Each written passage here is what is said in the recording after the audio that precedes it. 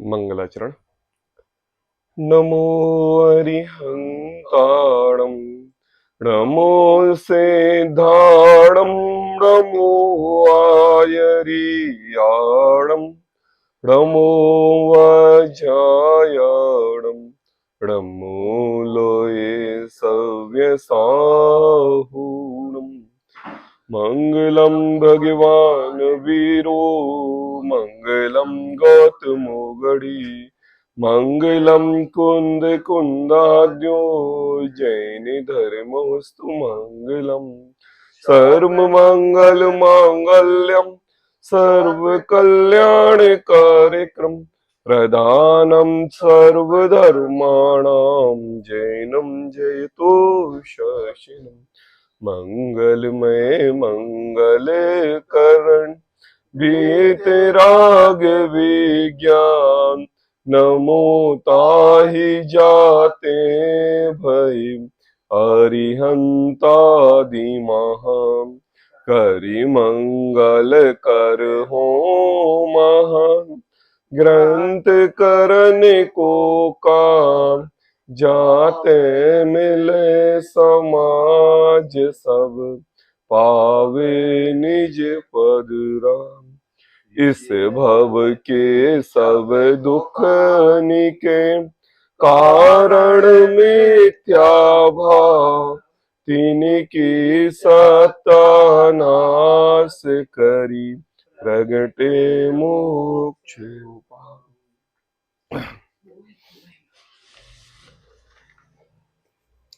आचार्य कल पंडित टोडरमल जी की अनुपम रचना मोक्ष मार्ग प्रकाशक ग्रंथ, जिस पर अपनी चर्चा चल रही है।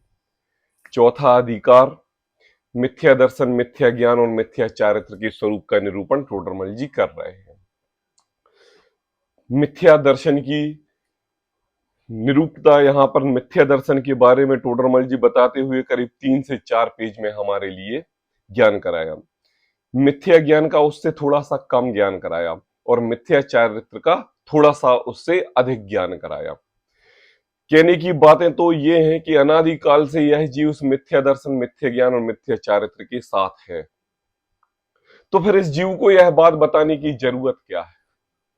जो चीज इसके पास है और अनादि काल से है, एक एक पर्याय में है और एक एक में पर्याय में बता के हर चीज वह जीव उसी मिथ्या दर्शन, मिथ्या ज्ञान, मिथ्या चारित्र से कर रहा है, तो इस जीव को यह बात बताने की जरूरत क्या है?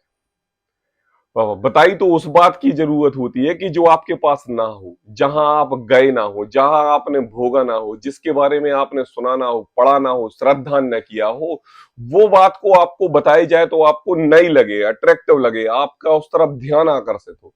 ये बात तो अनादि से है, बताओ।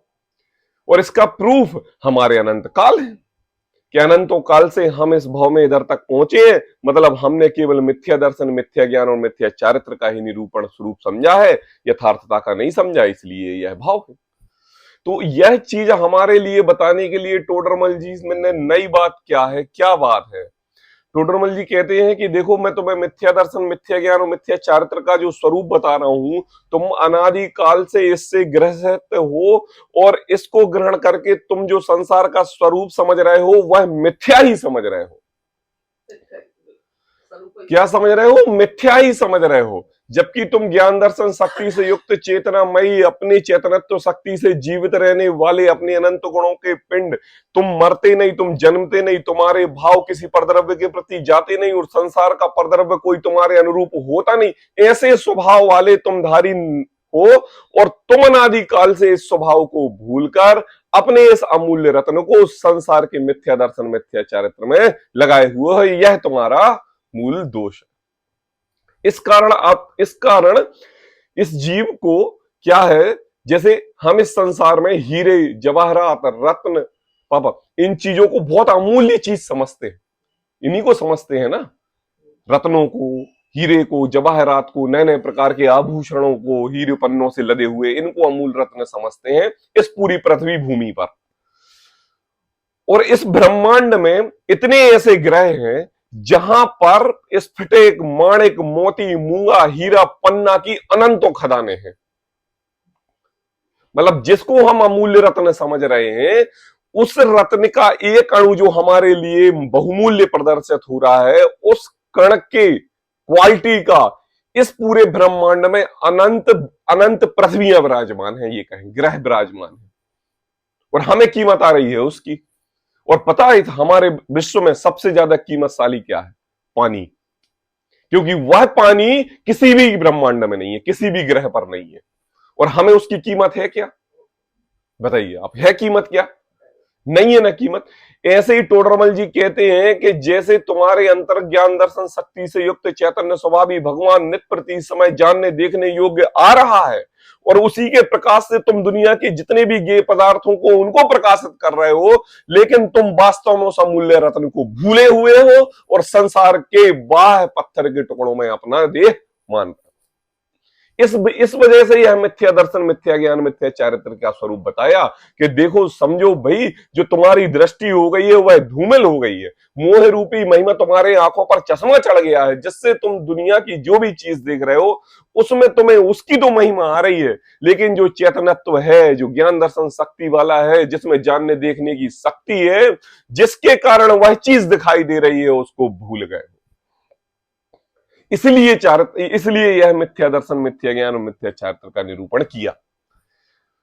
होता ना, जो वस्तु हमारे पास रहती है उसकी हमें कीमत नहीं आती, ये ऐसा ही होता है ना।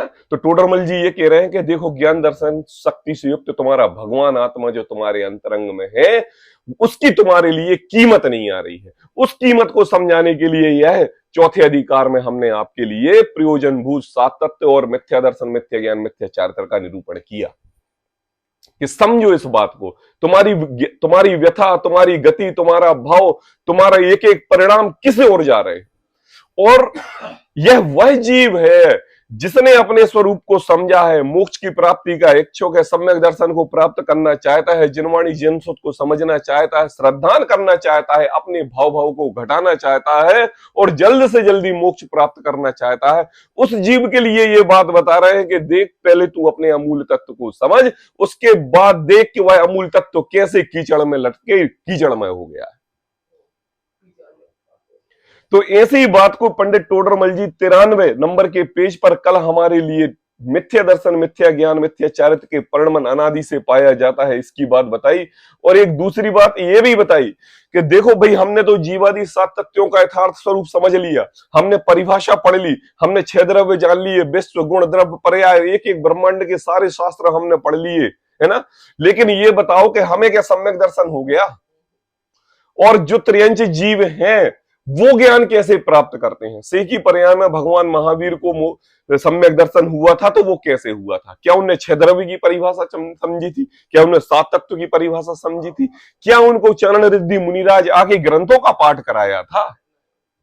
देखो, संसार में प्रत्येक जीव अपनी क्रिया वैसे ही करता है जैसे कि 7 तत्व की क्रिया एक साइंटिफिक के तरीके से होती है। बस हमारे लिए परिभाषा पता है और उनके लिए स्वभाव से करते हैं, भाव भाषण करते हैं।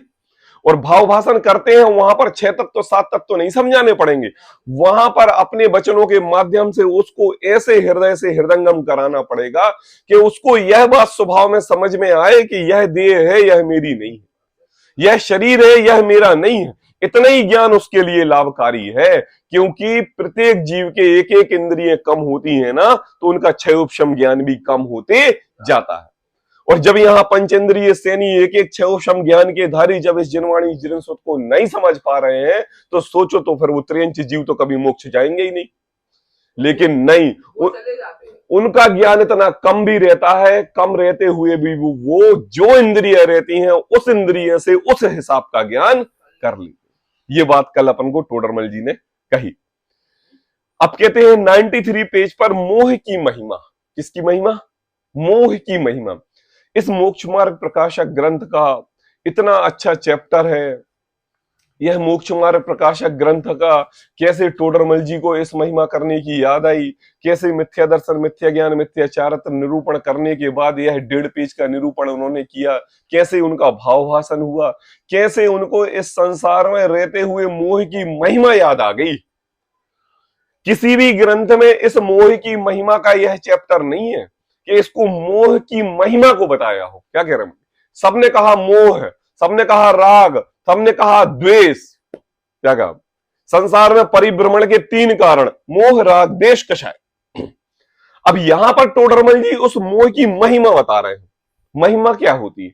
महिमा ये होती है कि जिस दृष्टि से आपको जिसकी महिमा आती है ना, जो आपके स्वभाव में आपको भगवान रूप दिखाई देता है, जो आपके स्वभाव में आपको श्रद्धेय ध्यान करने पढ़ने योग्य दिखाई देता है, उसकी महिमा इस जीव को आती है। आज सब लोग आप जिनवाणी के सामने बैठे हुए हो, तो जिनवाणी की महिमा आ रही कि नहीं?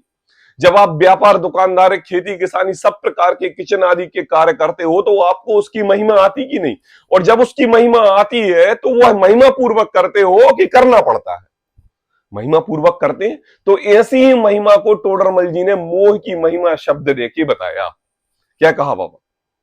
देखो, अनादि काल से इस जीव ने पंचेंद्रिय और 5 इंद्रिय के भोगों के काम किए, है ना। 5 इंद्रिय इसके पास थी और पंचेंद्रियों के प्रति इसने प्रवृत्ति के काम किए।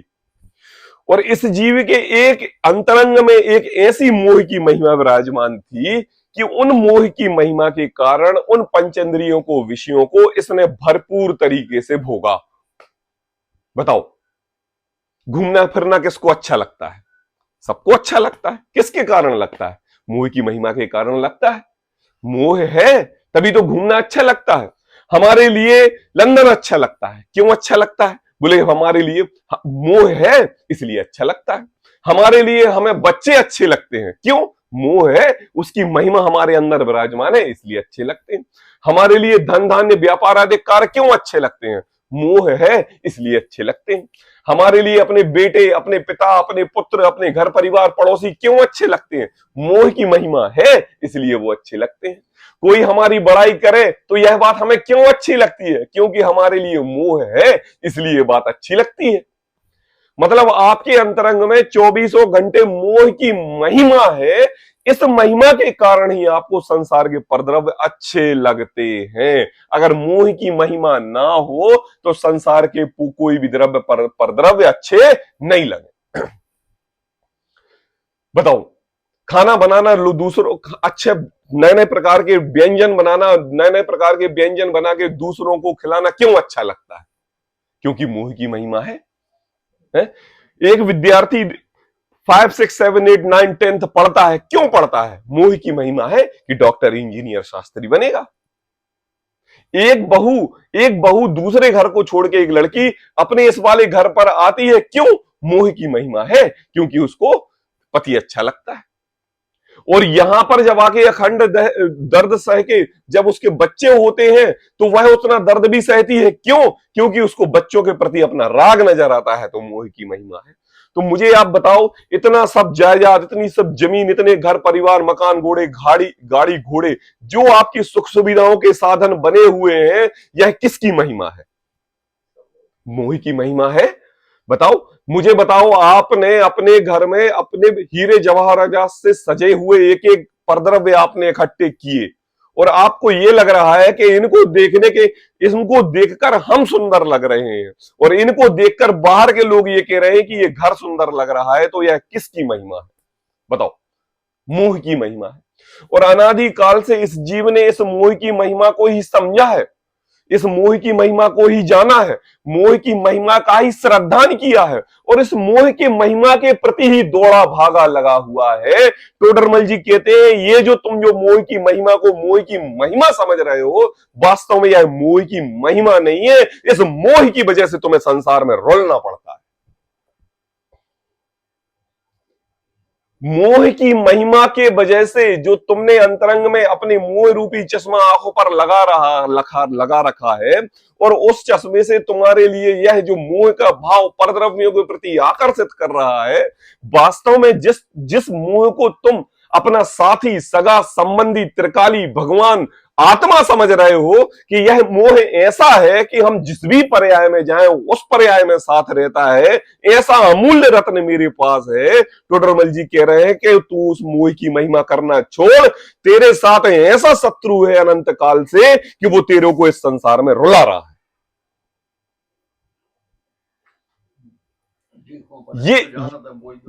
ये बात इस जीव के अनादि काल से मोह के पर्दा जो पड़ा हुआ है उस पर्दे को टोडरमल जी जो हितकारी बता रहे हैं, जो लोग उसको हितकारी कह रहे हैं, जिसके कारण यह संसार ये परद्रव्य इकट्ठे कर रहा है, टोडरमल जी कह रहे हैं कि अरे ये जो मोह रूपी जो शब्द है, मोह रूपी जो भाव है जिसका तूने श्रद्धान किया है, बस यही कारण है तेरे अनंत काल अनंत संसार के बढ़ने का। उसी बात की मोह की महिमा, यह जो मोह की महिमा शब्द है, यह परद्रव्य के प्रति, संसार के लोगों के प्रति, उनके प्रति इस मोह की जागृत अवस्था का निरूपण करने के लिए उसकी महिमा बताई। श्रावक की अपेक्षा से हेडिंग का नाम दिया कि देखो मोह की महिमा। महिमा क्यों? बताओ कौन सा ऐसा परद्रव्य है? आज हम अगर जिनवाणी के सामने बैठे जिनवाणी सुन रहे हैं तो किसके कारण सुन रहे हैं? मोह की महिमा। आज हमें तत्व की बात, जिनवाणी की बात, जिन मंदिर जिन प्रतिमाएं अच्छी लग रही हैं, व्रत संयम उपवास आदि अच्छे लग रहे हैं, तो किसकी महिमा है? बताओ, मोह की महिमा। लगा लो जितने संसार के परद्रव्य के कार्य हैं, अपनी एक आत्मानुभूति के अलावा तू जो शरीर को आश्रित करके जितने भी प्रकार के शरीर आश्रित भाव कर रहा है, सारे भाव किस कारण कर रहा है इसका विचार कर, तो अंत में यही बात निकल कर आएगी कि मोह की महिमा ही है जो हमारे लिए परद्रव्य में लगाती है। मन में अब थोड़ा सा एक दूसरे एंगल से सोचो, एक दूसरे से एंगल से सोचो। मुझे ये बताओ कि इस मोह की महिमा के कारण जो तुझे परद्रव्य अच्छे लगते हैं और तेरा ज्ञान श्रद्धा परद्रव्य के प्रति जाता है और वो तू उनको लेके आता है, अब थोड़ा एक दूसरे एंगल से सोचो, क्या इस मोह के कारण ही ये मुझे अच्छे लगते हैं? इन मोह के कारण ही मैं संसार में रोल रहा हूं? इन मोह के कारण ही संसार के परद्रव्य मेरे अनुरूप नहीं होते हैं? इन मोह के कारण ही मेरे सगे संबंधी मेरे से दूर चले जाते हैं? अभी हम उनको जानना तो मोह की महिमा की वजह से जान रहे थे। कभी आपने यह लगाया कि जब वो अपने प्रतिपक्षी होते हैं तो यह मोह की ऐसी है भ्रांति हमारे भुरकी चढ़ी हुई है कि वह परद्रव्य हमारे प्रति द्वेषी दिखाई देता है। मतलब कभी आपने उस मोह की महिमा शब्द तो अनंत बार लगाया, लेकिन इस मोह के कारण मैं संसार में रोल रहा हूं ऐसा कभी लगाया? नहीं लगाया ना। आज यह साम्राज्य खड़ा हुआ है, सब साम्राज्य मोह की महिमा के वजह से है। और थोड़ी सी दृष्टि अपने अंतरंग में डाल के इस मोह की जबरन की हुई व्यवस्था का आकलन करें तो यह साम्राज्य मोह की महिमा से खड़ा हुआ था। अब उस मोह की महिमा ने हमारे लिए ऐसा जकड़ लिया कि अब हम इस संसार से बाहर नहीं निकल पा रहे, विकल्पों के जाल में पड़े हैं, संसार के जाल में पड़े हैं, हर प्रकार से करना करने के जाल में पड़े हैं, एक मिनट भी अपने दिमाग को स्वतंत्र नहीं।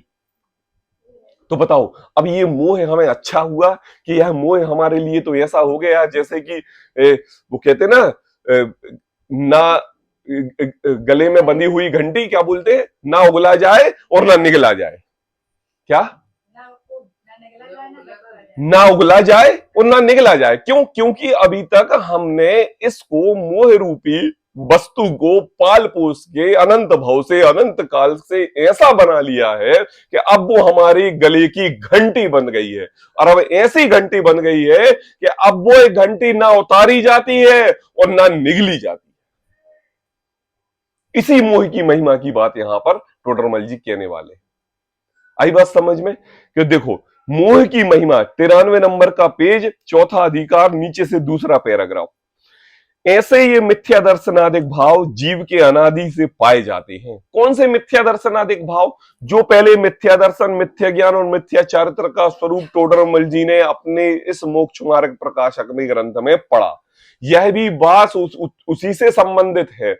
इन तीनों मिथ्या दर्शन, मिथ्या ज्ञान और मिथ्या चारित्र के पीछे एक व्यक्ति खड़ा हुआ है जिसका नाम है मोह, है ना। इस मोह के पीछे यह जीव तीन प्रकार से अपना परिणमन करता है। तो कहते हैं कि अनादि काल से मिथ्या दर्शनादिक भाव जीव के अनादि से पाए जाते हैं। आई बात समझ में? नवीन ग्रहण किए, नवीन ग्रहण नहीं किए हैं। आज इस भाव में, इस पर्याय में हमें मिथ्या दर्शन नहीं हुआ। क्या क्या क्या कह रहे पापा? अगर एक इंद्रिय, दो इंद्रिय, तीन इंद्रिय में, चार इंद्रिय में, असैनी में हमने ये मान लिया कि चलो हमारे लिए ज्ञान नहीं था तो मिथ्या दर्शन था, मिथ्या ज्ञान था, मिथ्या चारित्र था, लेकिन अब सैनी पंचेंद्रिय हो गए, अब तो हमारे लिए नहीं होना चाहिए। क्यों? क्योंकि हम रस्सी को रस्सी कहते हैं और सांप को सांप कहते हैं। अब तो सम्यक कह दो, एक गुण एक्स्ट्रा प्रकट हो गया। कौन सा? बोले मन का। टोडरमल जी कह रहे हैं नहीं भैया, अनादि काल से इस जीव के मिथ्या दर्शन, मिथ्या ज्ञान, मिथ्या चारित्र पाए जाते हैं, नवीन ग्रहण नहीं किए हैं, नवीन ग्रहण नहीं किए। यह जीव जन्म से जब बड़ा होता है और बड़ा होता है और बड़ा होने के बाद यह परिग्रहों को इकट्ठा करता है कि परिग्रहों को छोड़ता है। आज ये सोचो कि पहले 4x4 का घर था, 10x10 है, 15x15 है, 5000x5000 का। पहले एक मंजिल थी, 2 थी, 3 हुई, 4 हुई, एक किचन थी, 3 हुई, 4 हुई। कितना साम्राज्य बढ़ा। यह वंश वृक्ष हमारा कितना बड़ा हो गया। तो इसने बढ़ाया कि घटाया? और सोचो कि यह मिथ्या दर्शन, मिथ्या ज्ञान, मिथ्या चारित्र जब हमारा अनादि से है और हमने अनंतानंत पर्याय उस मिथ्या का दर्शन, मिथ्या ज्ञान, मिथ्या चारित्र के साथ बढ़ाई है, तो मुझे बताओ अपने इस वंश को घटाया है कि बढ़ाया है? बढ़ाया है अपने वंश को। किसको?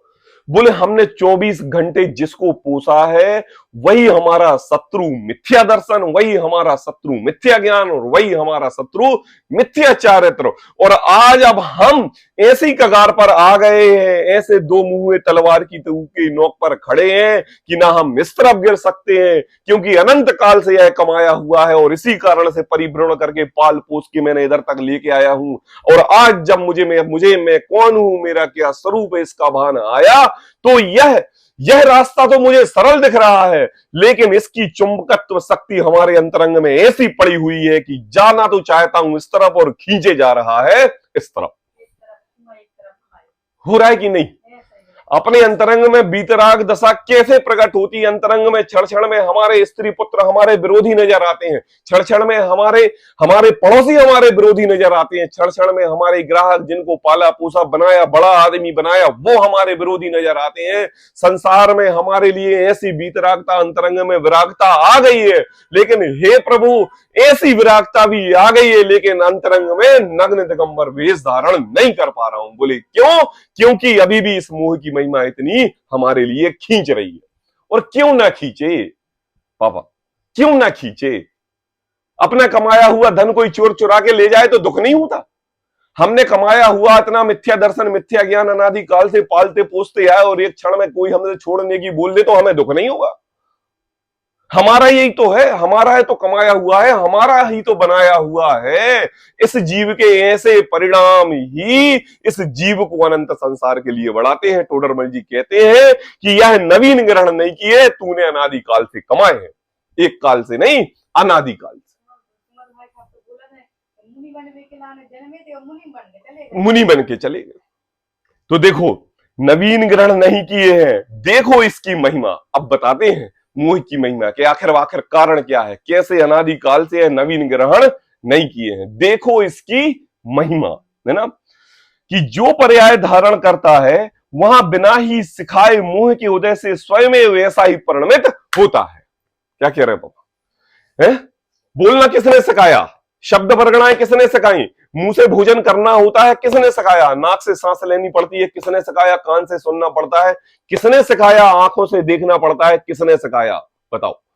कहते हैं कि यह देखो इसकी महिमा की जो पर्याय धारण करता है, त्रियंच की हुई तो त्रियंच पर्याय, त्रियंच का शरीर वो अपने शरीर को मानता है, वह अपने शरीर को ऐसी एकत्व बुद्धि करता है कि यह शरीर मेरा है, मैं ही इसका करता हूं। डला हुआ है कूड़े में, डला हुआ है विष्टा में, डला हुआ है कुएं के पानी में, लेकिन बचाने पर भी वह जीव ये चाहता है कि नहीं, ये मेरा स्वरूप है, ये मेरा घर है, यह मेरा सब कुछ है, और निकलना नहीं चाहता। क्यों नहीं निकलना चाहता? देखो इसकी महिमा।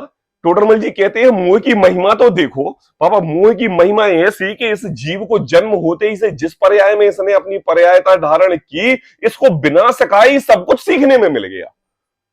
क्यों सीखने में मिल गया? पूर्व भाव के संस्कार तो कुछ काम आएंगे, वहां पर भी तुमने अपनी पर्याय में एकत्व बुद्धि करके अपने शरीर को शरीर माना, और वही बुद्धि तुम्हारी जब इस पर्याय में आई तो तुमने इसमें क्या नया किया?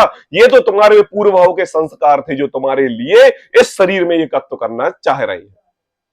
तो कहा कि देखो इसकी महिमा कि जो पर्याय धारण करता है, कौन? मैं। कौन?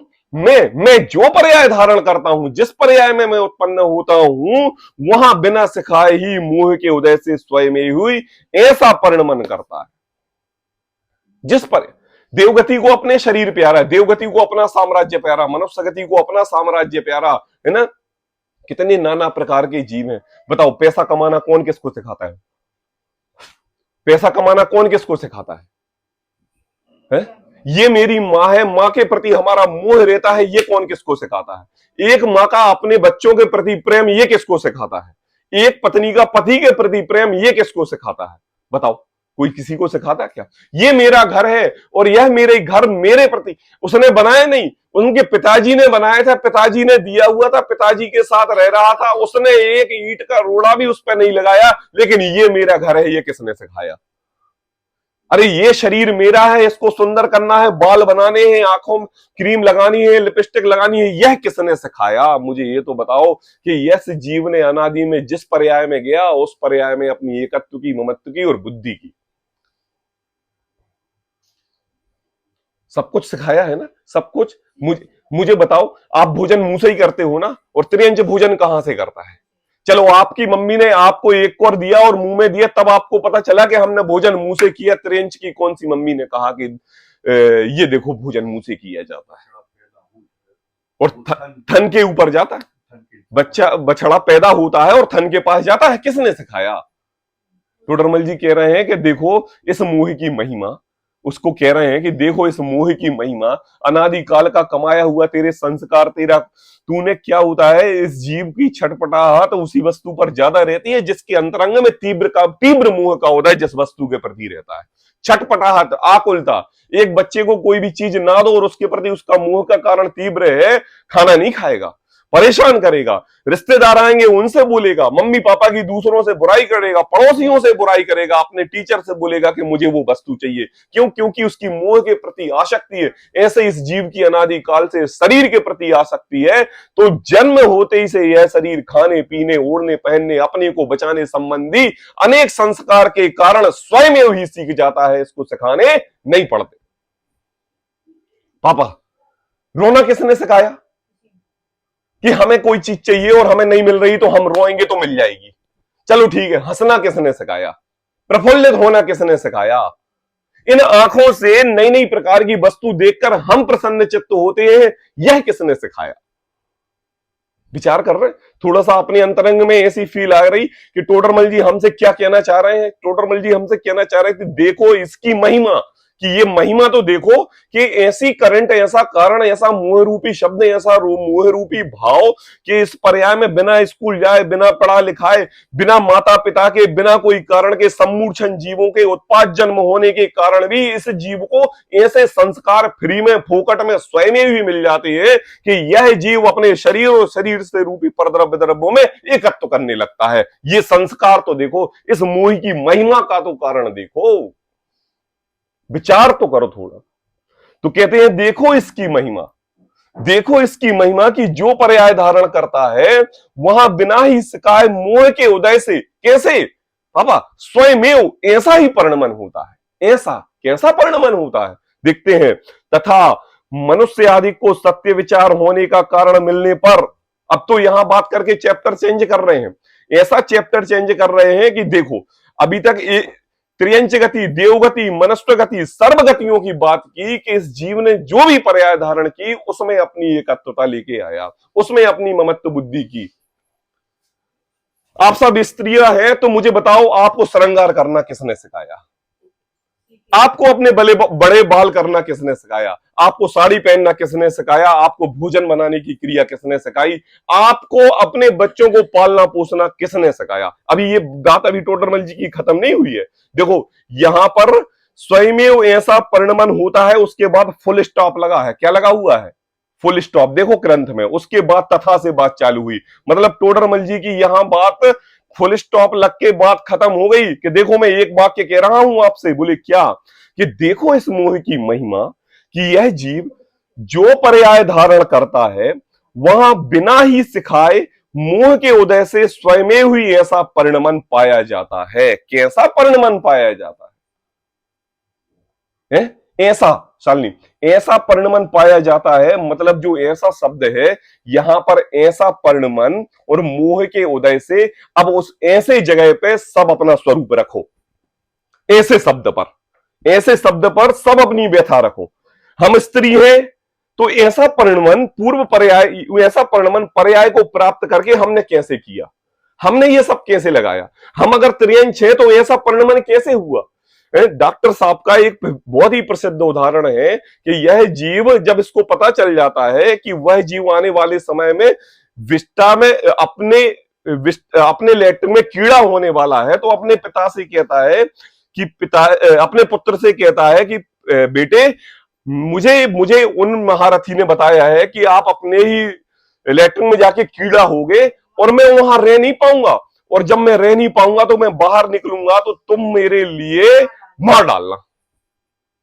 ठीक है पापा जी, आप जैसा बोल रहे हो बिल्कुल सराखों पर।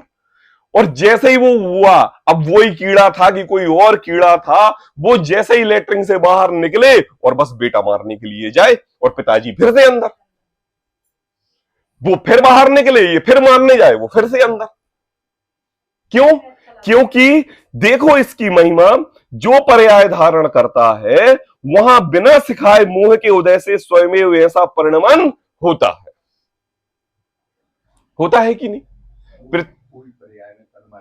उसी पर्याय में तन्मय हो जाता है। अब यहां पर एक इंद्रिय जीव अपनी बात लगा लेना, दो इंद्रिय अपनी बात लगा लेना, त्रिंद्रिय, क्या हम भी अपनी प्राप्त पर्याय में तन्मय हैं? टोडरमल जी आपसे प्रश्न कर रहे हैं, क्या हम भी अपनी प्राप्त पर्याय में तन्मय हैं? और इस प्राप्त पर्याय में तन्मयता की अपेक्षा से क्या संसार के कार्य हमें सीखने पड़ रहे हैं कि हमारे मुंह के कारण हमें स्वयं ही सिखाए जा रहे हैं? आज सोचो, आज से 10 वर्ष पूर्व जाओ, और पूर्व जाओ, पहले मोबाइल नहीं था, और मोबाइल के बारे में हमारे लिए कोई जानकारी नहीं थी कि कोई भी ऐसी वस्तु बनेगी और जो हम मोबाइल चलाएंगे, है ना। अब मुझे बताओ, जब मोबाइल आया और मोबाइल आके आज हम उसी मोबाइल के ग्रसित हो गए हैं, मोबाइल के रागी हो गए हैं, मोबाइल से एक हमारा, ये समझ लो कि एक छठवीं इंद्रिय बन गई है, तो यह किसने सिखाया? मोबाइल ने सिखाया। मोबाइल तो था ही नहीं, उसको पढ़ाना लिखाना तो किसी ने सिखाया भी नहीं। क्या हुआ? इस जीव ने, इसके मुंह का तीव्र उदय ऐसा आया कि उसके प्रति उसकी आसक्ति हुई और प्राप्त पर्याय में ही अपने को तन्मय कर लिया। और ये गुण किसी, बताओ कौन से स्कूल में मोबाइल चलाना सिखाया जाता है? आज बच्चा KG1 में जाता है, उसके पहले भोजन, मोबाइल, जब तक मोबाइल दो तब भोजन करता है, ये सब सीख जाता है। किसने सिखाया? मुंह से शब्द नहीं बोल पा रहा है, मुंह से मां नहीं बोल पा रहा है, मुंह से पापा नहीं बोल पा रहा है, कुछ बोल नहीं पा रहा है, लेकिन इतना समझ रहा है कि ये मोबाइल है और मोबाइल में चित्र आते हैं और हमें देखना है, और ना दो तो रोता है। क्यों? किसने सिखाया? मुझे ये तो बताओ। उसको डमुकार मंत्र करने में 1000 बार बुलवाना पड़ता है, पापा पापा पापा पापा, उसको 1000 उसके कानों में शब्द बोलने पड़ते हैं, माँ माँ माँ माँ, 1000 उसके कानों में बोलने पड़ते हैं, ताता ताता ताता, उसको बार बार टच कराना पड़ता है, सिखाना पड़ता है। लेकिन मुझे बताओ, उसके 5 इंद्रिय, उनके प्रति जो राग भाव है, और इन इंद्रियों के कारण मैं नेत्र से देखूंगा, मैं रसना से चीखूंगा, मैं नाक से सूंघूंगा, मैं कान से सुनूंगा, यह चीज कौन से द्रव्य ने सिखाई, कौन सी वस्तु ने, कौन से पेरेंट्स ने और कौन से स्कूल में सिखाई गई? ये बताओ टोडरमल जी, आपसे क्वेश्चन कर रहे हैं, तो बताओ। देखो तो इस मोह की महिमा। टोडरमल जी कहते हैं, देखो तो इस मोह की महिमा कि इस जीव को पर्याय धारण करता है, वह बिना सिखाई मोह के उदय से स्वयं ही हुई ऐसा परिणमन करने लगता है। दुकान जाएंगे तो पैसे आएगा, बहू से अच्छे बात करेंगे तो रोटी मिलेगी, पिताजी से अच्छे पूछेंगे तो जायदाद मिलेगी, सर्व प्रकार से संपन्नता को जाहिर करेंगे तो मोहल्ले में बहुत बड़ा नाम होगा, सबसे हंसमुख के रहेंगे तो हमारा नाम इज्जत से लिया जाएगा। अब लगा लो, कर तो रहे थे क्या? एक्टिंग। लेकिन वास्तव में यह क्या था? बोले मोह की महिमा। क्या कहा?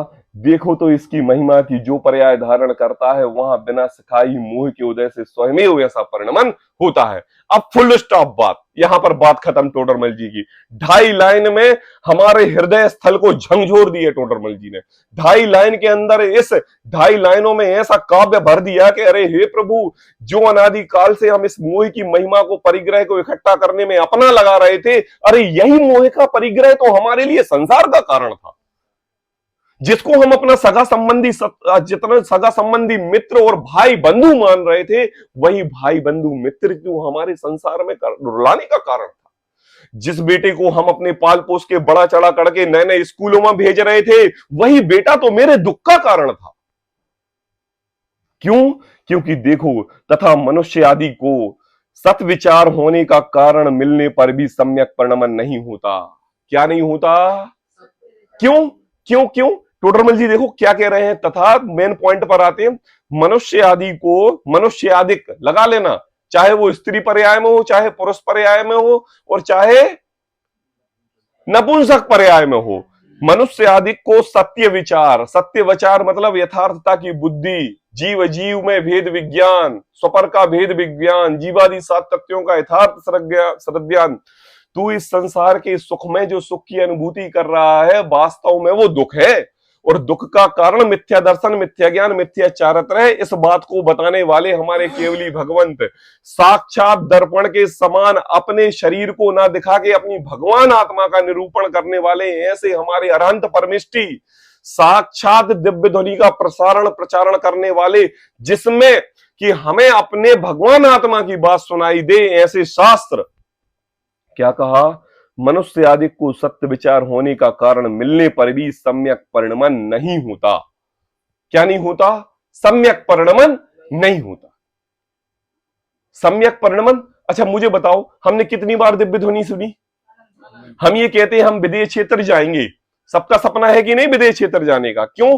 क्योंकि हमने विदेश क्षेत्र को ऐसा समझ लिया है कि वहां पर जितने भी जीव हैं, सब विदेश क्षेत्र में जाके श्रीमंदर भगवान की दिव्य ध्वनि ही सुनते हैं। ना कमाना, ना खाना, ना किसी भी प्रकार का कोई काम करना, केवल बस दिव्य ध्वनि सुनो, दिव्य ध्वनि सुनो, दिव्य ध्वनि सुनो, दिव्य ध्वनि सुनो, बस यही काम है। कितनी बार सुन के आ गए? अनंतों बार दिव्य ध्वनि सुन के आ गए। अरे भाई, कार्य होता है उपादानगत योग्यता से। बाहर कितने भी प्रकार के आपके शास्त्र स्वाध्याय रूपी परिणमन चलते रहे, अगर अंतरंग में आपकी जिनवाणी के प्रति राग नहीं आएगा, तो आपके ऐसे भाव नहीं बनेंगे कि हम उधर चले जाएं। 1000 बार आदमी कलकत्ता से सागर आ जाता है, और शिखरजी पार्श्वनाथ स्टेशन 1000 बार उसके बीच में पड़ता है, लेकिन एक भी बार भाव नहीं होते कि हम जिन प्रभु के दर्शन कराएं। क्यों? क्यों? शिखरजी से विदेश क्षेत्र जाने से, श्रीमंदर भगवान की दिव्य ध्वनि सुनने से हमारे लिए ज्ञान प्राप्त होगा, और वो हमारे लिए जबरन ज्ञान प्राप्त कराएंगे, ऐसी बात नहीं है। इस जीव की उपादानगत योग्यता, परिणमन चेंज होना चाहिए, इसकी काल की भवितव्यता ऐसी आनी चाहिए, और इसके स्वभाव के प्रति प्रीति ऐसी होनी चाहिए कि वो इस चित्त को ध्यान पूर्वक सुन सके। बताओ, केवल ज्ञान अरिहंत परमेष्टि ने उस तरेंच जीव को, जिसने मोक्ष प्राप्त कर लिया है ना, उसने तो यह बात श्रद्धान में कर ली, और जो जीव उसी श्रीमंदर भगवान की दिव्य ध्वनि सुनते हुए निगोद अवस्था में चला गया, उसने क्या किया? उसको अलग से सुनाया था क्या? पर्सनली ट्यूशन दी थी क्या? अलग से कुछ एक्सपेंसेस किया था क्या? उसने बराबर ही दिव्य ध्वनि सुनाई थी। अब बताओ, एक जा रहा है मोक्ष और एक जा रहा है निगोद, तो कारण किसका? गलती किसकी? किसकी? स्वयं की। मतलब टोडरमल जी कह रहे हैं कि मनुष्य आदि को सत्य विचार होने का कारण मिलने पर सम्यक परिणमन नहीं होता। सम्यक परिणमन नहीं होता। कहते हैं, और श्री गुरु के उपदेश का निमित्त बने, वे बारंबार समझाएं, परंतु यह कुछ विचार नहीं करता। यह विचार नहीं करता। यह विचार नहीं करते का कारण क्या? विचार नहीं करना मतलब अभी इस जीवन में कौन हूं, कहां से आया हूं, मेरा स्वरूप क्या है, यह संसार के सुख के कारण मुझे दुख रूप क्यों लग रहे हैं। वास्तव में यह सुख सुख नहीं, इसके ऊपर कोई निराकुल सुख भी है जिसकी खोज मुझे करना है। ऐसा इस जीव को अपने निज तत्व का विचार नहीं आया। किस किसने समझाया पापा? किस किसने समझाया? देखो, मनुष्य आदिक को पहले नंबर तो मनुष्य आदिक को 5 इंद्रिय और सैनी मन मिला, हित अहित की परिणति मिली, भेद विज्ञान का स्वरूप जागृत करने का मति श्रुत ज्ञान मिला, क्षम ज्ञान का धारी हुआ, सर्व प्रकार से गुण संपन्न रूप इसको शरीर मिला, है ना, शरीर घर परिवार बहुत अच्छा मिला, सर्व प्रकार से संपन्नता इसको मिली। लेकिन उसके बाद एक कारण, दूसरा कारण क्या कि श्री गुरु का उपदेश का निमित्त भी बन गया। श्री गुरु का उपदेश का निमित्त क्या होता है? श्री गुरु का उपदेश का निमित्त यह होता है साक्षात समस्वर्ण की दिव्य ध्वनि। आज सोचो कि हम इस पंचम काल में हैं और यहां पर साक्षात भगवान की दिव्य ध्वनि नहीं घिर रही है। नहीं घिर रही ना मम्मी? नहीं घिर रही ना? नहीं घिर रही ना? है? आज हमारे पास जिनवाणी की उपलब्धता कम है और साक्षात भगवान की समस्वरण की दिव्य ध्वनि का अभाव है। लेकिन मुझे बताओ, आपके हाथ में मोबाइल है कि नहीं? और अगर मोबाइल है और मोबाइल में इंटरनेट है कि नहीं? और इंटरनेट है और इंटरनेट में यूट्यूब और गूगल है कि नहीं? और गूगल यूट्यूब है और आपको किस जीव के, किस भव्य प्राणी के, किस महाराज जी के आपको प्रवचन सुनना है, आप एक बार में लगाओ, जिन गुरुओं के प्रवचन सुनना है, एक बार अकेली नाम बोल दो और वहां से वो मंगलाचरण चालू कर देंगे। अब बताओ, आप कह रहे हो कि हमारे इस काम में पंचम काल में दिव्य ध्वनि का अभाव है। बताओ, उसके लिए कोई टाइमिंग चाहिए, कोई समय चाहिए, कोई काल चाहिए, कोई परिणमन चाहिए? वह केवल रात से 2 से 3 के बीच में काम करता है, 24 घंटे 365 दिन काम करता है और उसका कार्य हम नित्य प्रति समय बहुत अच्छी तरीके से जानते हैं कि इसका कार्य हमें किस उपयोग में करना है। अब बताओ, आप ये बोलो कि हम सैनी पंचेंद्रिय हैं और पंचम काल के कारण हमें साक्षात दिव्य ध्वनि का अभाव है, इसलिए हम कल्याण नहीं कर पा रहे हैं। तो बताओ, गलती किसकी? बताओ, है साक्षात दिव्य ध्वनि? अरे दिव्य ध्वनि का तो समय 6 घंटे 8 घंटे का रहता है पापा, उसको तो 24 घंटे चलाओ। और इतने गुरु, इतने महात्मा, इतने हमारे मुनिराज, इतने हमारे गुरु पंडित, इतने हमारे जिन धर्म की एक एक लाइन वचन को पढ़ने श्रद्धान कराने वाले ऐसे आचार्य हमारे, सब इनके प्रवचन सुनो, आप अपने अंतरंग चित्त में मनन करके लाओ, कैसे आपको अंतरंग में मोह के प्रति आपकी, है ना, जो भावपना है, जो रागपना है, कैसे न छूटे। मैं अटकाया हूं। देखो, तथा मनुष्य आदि के सत्य विचार होने का कारण मिलने पर भी सम्यक परिणमन नहीं होता। श्री गुरु के उपदेश का निमित्त बने वे बारंबार समझाएं, हे प्रभु चेतो चेतन निज में आओ, अंतरात्मा बुला रही है, बार बार समझाएं। क्या कहा? हमारा कोई साधर्मी मित्रगण होता है और कहता है कि चलो प्रवचन में चलें, चलो प्रवचन में चलें, चलो प्रवचन में चलें, तो उसके साथ ऐसा लगता है कि ये मुझे गाली दे रहा है। क्यों? जब इस जीव की भवितव्यता आती है ना, तो इसको सद्वाक्य, सद्भावना, सदरूप विचारने करने वाले भी जीव इसको अपने दुश्मन दिखते हैं। क्या दिखते हैं? दुश्मन। रावण के लिए सीता हरण करने के बाद उसकी पत्नी कौन? पत्नी का नाम क्या था? मंदोदरी। कितनी बार समझाया? उसका भाई, है ना, उसका भाई विभीषण कितनी बार उस रावण को समझाया है? उसकी समाज, उसके एक एक दास दासियां, उसका कुल, उसका एक एक रिश्तेदार रावण को नित्य प्रति समय समझाता रहा, अरे भाई सीता को बाइज्जत छोड़ के आ जा, अरे भाई सीता को बाइज्जत छोड़ के आ जा, अरे भाई सीता को बाइज्जत छोड़ के आ जा। एक बार तू श्री राम के चरणों में एक बार सॉरी बोल देगा ना, एक बार माफी मांग लेगा, वो श्री राम ऐसे है कि वो तुम्हें माफ किए बिना नहीं रहेंगे, सब भूल जाएंगे तेरे अपराध। लेकिन बस एक बार बताओ, कहते ना, जब इस जीव की मृत्यु आती है तो कहां भागता है? सब ज्ञानी पुरुष। अरे क्या आप, अरे पापा, मंदोदरी ज्ञानी नहीं, विभीषण ज्ञानी नहीं, महाज्ञानी तो रावण था। और उस रावण के ज्ञान को, अपने इस ज्ञान के कारण मोह रूपी भुरगी उसके ऊपर ऐसी पड़ी हुई थी कि उसको इस संसार में बीतराग तना के सीता के प्रति आकर्षण ही सुख दिखाई दे रहा था। अब मुझे बताओ, श्री गुरु तुम्हें उपदेश दें, श्री गुरु तुम्हें भजन स्वाध्याय करके पढ़ाएं, श्री गुरु तुम्हारे लिए वचनों के एक एक अर्थ को विशिष्ट तरीके से समझाएं, अरे तू ये सुख है, ये सुख नहीं, ये दुख है, ऐसा अनुभव कराएं। टोडरमल जी साक्षात मोक्ष मार्ग प्रकाशक में बार बार आपसे कहें, विचारो विचारो विचारो, बीतती है कि नहीं, बीतती है कि नहीं, बीतती है कि नहीं। अब मुझे बताओ, अगर हम उस रूप परिणमन ना करें तो किसकी गलती? टोडरमल जी ने कहा कितनी बार, अपन चौथे अधिकार पे आ गए, बोला ना बीतती है कि नहीं है। कौन कहता है ये बीतती शब्द? ये बीतती शब्द एक माता अपने बेटे से कहती है कि देख मैं तेरी मां हूं, तू ये जो दुख दे रहा है तेरे पे बीतती है कि नहीं। एक पिता अपने पुत्र से कहता है ये शब्द, एक साधर्मी साधर्मी से कहता है कि टोडरमल जी कि तू विचार कर तेरे पे बीतती है कि नहीं, तू देख रहा कि आपके प्रति हमारा भाव कैसा है। तो कहते हैं कि देखिए श्री गुरु के उपदेश का निमित्त बने, वे बारंबार समझाएं परंतु यह कुछ विचार नहीं करता, तथा स्वयं को, क्या कह रहे हैं टोडरमल जी, तथा स्वयं को प्रत्यक्ष भाषित हो। क्या भाषित हो पापा? अब इस जीव को ऐसी प्रतीति हो गई, अरे ये बेटा मेरा नहीं, अरे ये सगे संबंधी मेरे नहीं, अरे ये पत्नी मेरी नहीं, अरे ये संसार जमीन जायदाद मेरी नहीं है।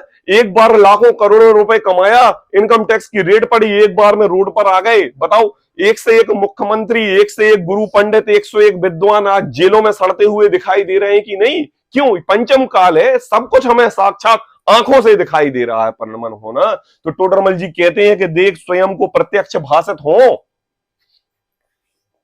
कैसे प्रत्यक्ष भाषित हो स्वयं को? मतलब ऐसा कि तुमने अपनी आंखों से देख रहे हो, जान रहे हो, समझ रहे हो। बता, आज से 10 साल पहले, आज बिफोर 10 साल पहले जाओ, और 10 साल पहले 50 साल के अंदर जितने अनाथ आश्रम नहीं खुले होंगे ना, उतने 10 साल में खुले हैं, है ना। और इन 10 साल के बीच में जितने अनाथ आश्रम नहीं खुले होंगे ना पापा, 1 साल के अंदर खुले हैं।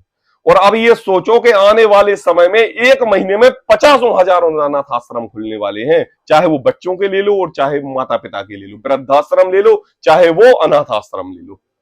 क्यों? कारण क्या? तो आपको प्रत्यक्ष दिखाई नहीं दे रहा। एक भाई दूसरे भाई के प्रति जमीन जायदाद के पीछे लड़ रहा है, मर रहा है, एक दूसरे को काट पीट रहा है। एक पुत्र अपने पिता के प्रति जो राग भाव, परिणाम जमीन, धन, पैसे, वैभव के पीछे उसको बैरी नजर आ रहे हैं। एक पत्नी जिसने 24 घंटे खिलाया पिलाया, बच्चों को पाला, सब कुछ, एक परिणमन के कारण वो द्वेषी दिखाई दे रही। ऐसे गुरु जिसने तुझे लायक बनाया, वो लायक गुरु तुम्हारे लिए नालायक दिखाई दे रहे हैं। ये सोच तेरी ये भाव प्रत्यक्ष में तुम्हें दिखाई दे रहे हैं कि नहीं? बताओ क्या कहा? तथा स्वयं को प्रत्यक्ष भाषित हो। ऐसा ये क्वेश्चन है, आपसे प्रश्न है टोडरमल जी का। प्रत्यक्ष में स्वयं को भाषित, स्वयं मतलब कौन? मुझे, तुम्हें दिखाई दे रहे हैं? बताओ, इतने अनंतानंत जीव कट रहे हैं, मर रहे हैं, सर्व प्रकार का परिणमन कर रहे हैं, इनके दुख हमें प्रत्यक्ष में दिखाई दे रहे कि नहीं? आज एक मां, आज एक गाय रूपी मां अपने बच्चे को अपना दूध ना पिला के हम सभी को अपना दूध पिला रही है, और हम बड़े चाव से पी रहे हैं। यह तुम्हें प्रत्यक्ष उस मां का, गाय का तुम्हें दुख दिखाई दे रहा है कि नहीं? दिखाई दे रहा है कि नहीं? दिखाई दे रखा है कि नहीं?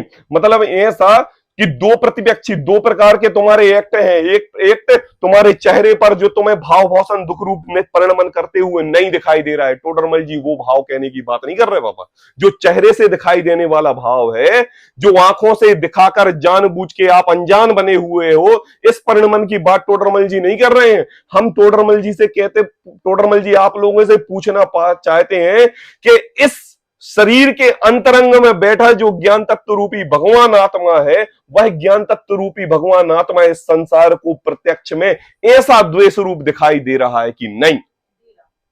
अंतरंग में। तो कहते हैं कि तथा स्वयं को प्रत्यक्ष भी भाषित हो, वहां तो नहीं मानता। क्या कह रहे हैं? वह तो नहीं मानता और अन्यथा ही मानता है। अब जो अन्यथा ही मानता है ना, अन्यथा ही मानता है।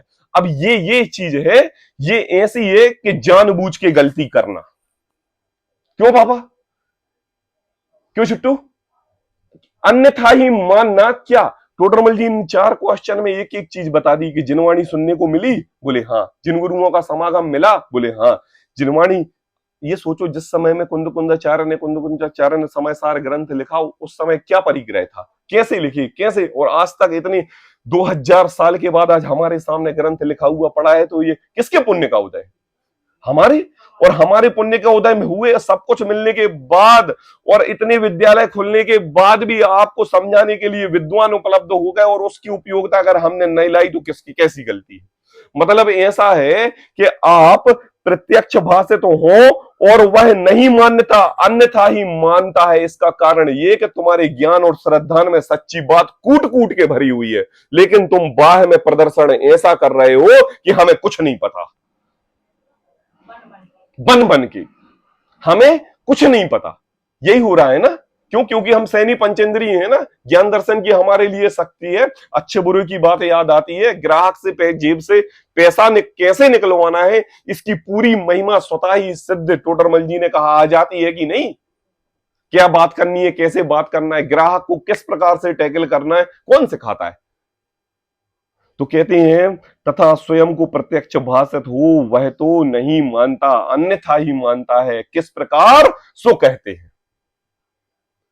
अभी इन टोडरमल जी ने इन 5 लाइनों में गागर में सागर भर के हमारे हृदय स्थल को ऐसा झंझोर दिया कि आगे वो कौन सी बात कहने वाले हैं इस मोह की महिमा के प्रकरण में, कि एक एक बात को, एक एक शब्द को इतनी गंभीरता से बताया और पापा पूरी बात को लिखा नहीं, केवल इतना कह दिया कि स्वयं ही इसका परिणमन होता है। अगर इस शब्द को भी हमने अपने अंतरंग में प्रीति पूर्वक श्रद्धान कर लिया तो हमारा हृदय स्थल खुल जाएगा। करे हाँ, ऐसे नाना प्रकार के भाव हैं जो मुझे बिना सिखाए ही मोह के उदय से स्वयं ही हो रहे हैं। और अगर इस बात को विशेष और गंभीर रूप से समझना है तो कल इसी समय 9 बजे सब लोग आए, 8:30 बजे सभी लोग आए। इसकी चर्चा अपन कल करेंगे। नंदी सुध स्वरूपी अविनाश